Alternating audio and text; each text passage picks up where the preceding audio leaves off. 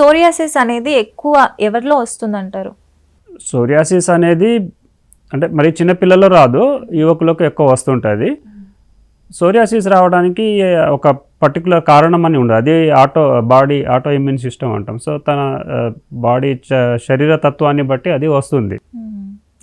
So psoriasis వచ్చినప్పుడు ఏమవుతుందంటే skin బాగా డ్రై అయిపోయి పగుళ్ళు రావడము, దురద పెట్టడము, గోకిని స్క్రాచ్ చేసినప్పుడు పొట్టు రాలుతూ ఉంటుంది అనమాట.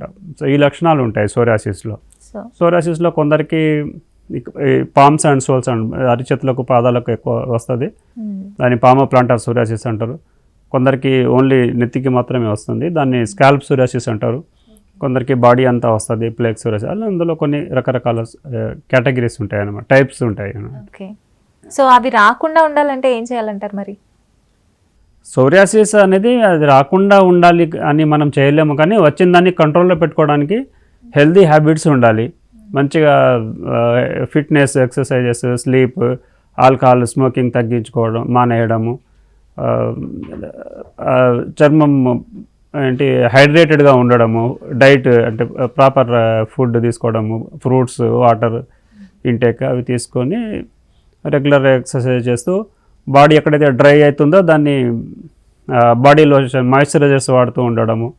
అప్పటికీ కంట్రోల్ కాకుంటే డర్మటాలజీ దగ్గరికి వెళ్తే వాళ్ళు దానికి తగ్గట్టుగా అది ఎంత తీవ్రత ఉందో తీవ్రతని బట్టి వాళ్ళు ట్రీట్మెంట్ ఇస్తారన్నమాట. 1-2 ప్యాచెస్ ఉంటే ఓన్లీ ఆయింట్మెంట్లతోనే కంట్రోల్ చేస్తారు.